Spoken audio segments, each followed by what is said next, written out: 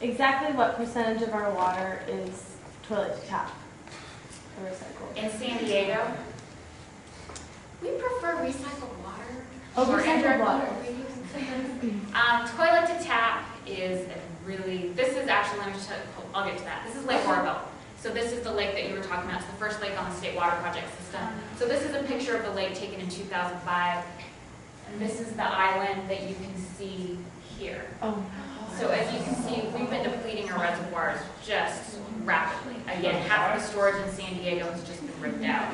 So this island, you can't even see the boat ramp here.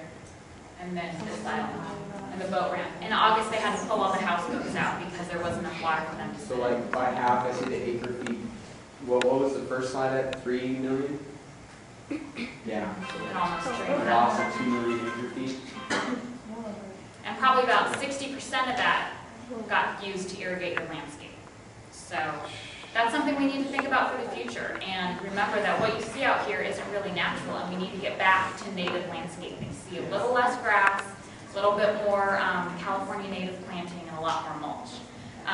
In San Diego, we probably right now use maybe 4% recycled water, but that's really only in small areas. The area of the city of San Diego, Carlsbad, Chula Vista has a really great recycled water plan, and it all is used for outdoor irrigation. It's not being used to drink yet. There's no tap. There's no toilet to tap for potable. Yeah, it's not potable. It's all being used for your. But at the same time, 50% of our water comes from the Colorado River, which is all treated.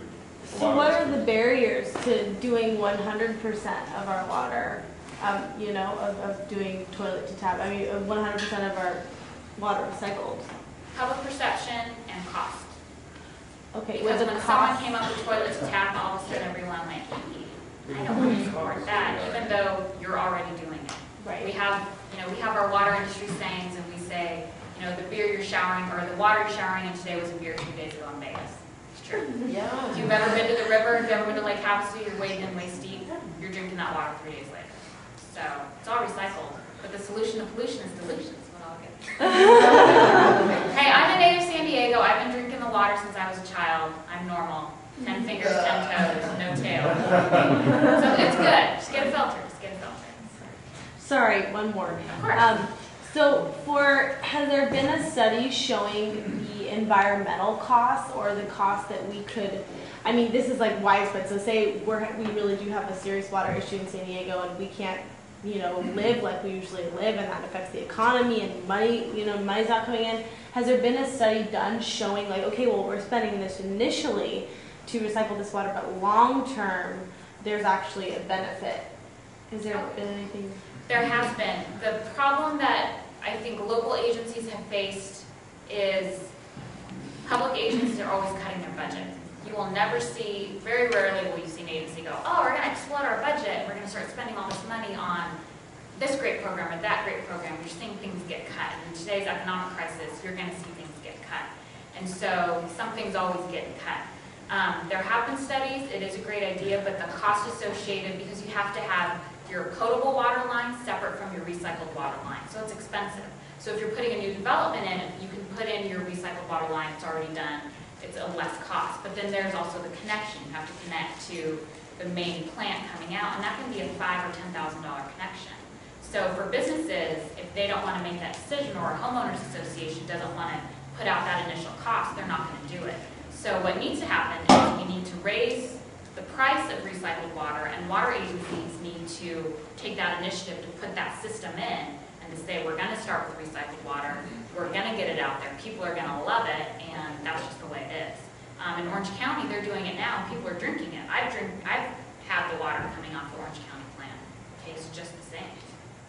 I'm normal. Why aren't we at stage 2 of the ordinance? I don't know. I agree with you. I feel like we should have been a mandatory. We should have a long time ago. I don't understand. Because I think part of it is we do have urban water management plans. We do have a drought management plan. We want to do our due diligence. They want to make sure all the agencies in San Diego County have to come up with a model drought ordinance now, where they set their stages and where they have to say, at this stage, we're going to do voluntary conservation, then the fines come into play, and this is how we're going to do the fines. They're trying to set that all up. They have until the end of the year to do that. Should the water authority been more aggressive in getting them to do that? Absolutely. We should have said, before the drought came, here's what your ordinances are, this is how you're gonna set it. And they're not all the same, it's different within the county. But some agencies are already doing it. Padre, they cover parts of CMT, some areas around here. They already have water cops out there, and they'll find you, and they have a water academy.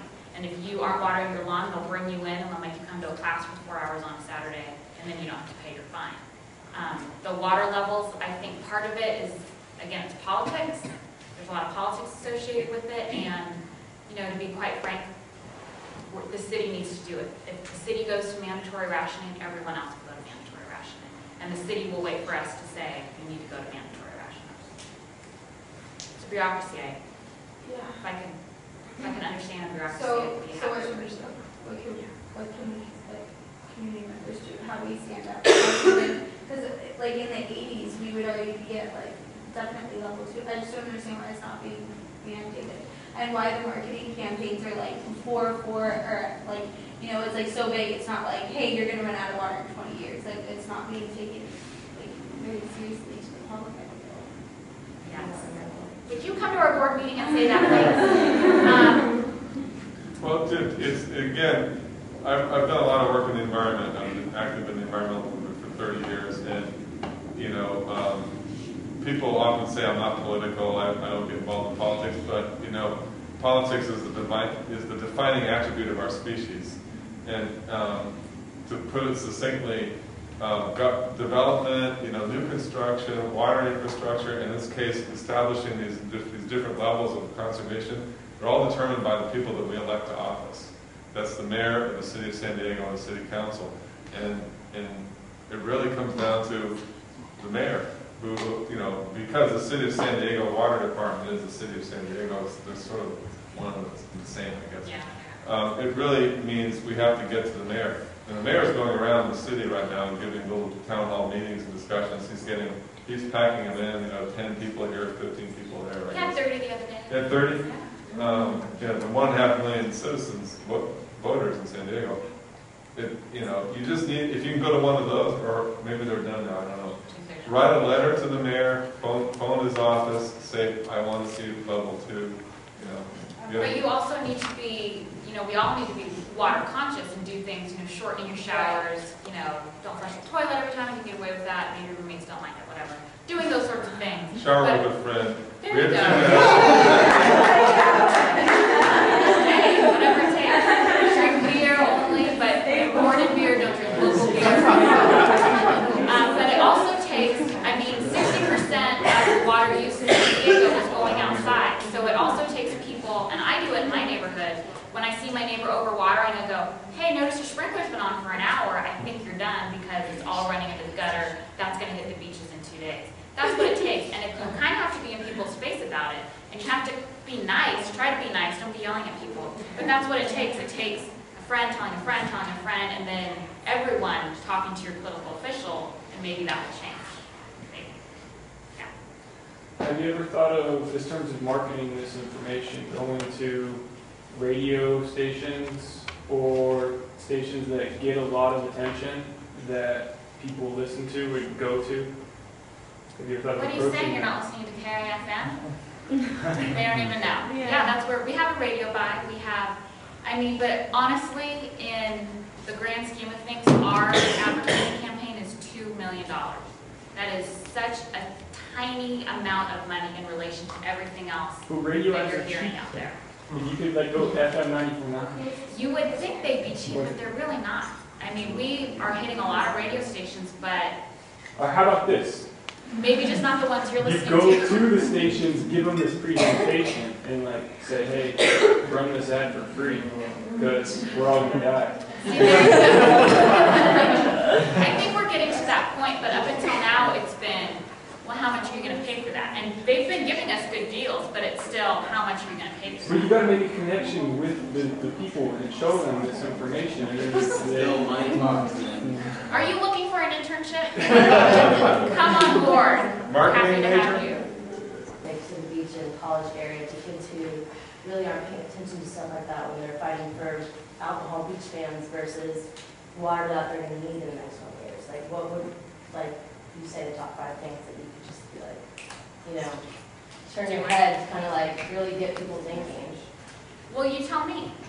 What do you think if you were, you know, just Joe Blow hanging out in PB and you don't watch, you don't read the newspaper, you listen to 91X or 94.9, and we're not on those radio stations, and your main concern is, where am I going to be able to drink my beer on the beach this weekend? Prices, I don't pay water, I can't remember, but they always are like calling us, being like, are you either doing this, doing that? Like, my friends, you know, boyfriend's coming over or something. But then when they see the water increase, then they start threatening us with rent. Oh, yeah. So I mean, And they'll increase your rate. like,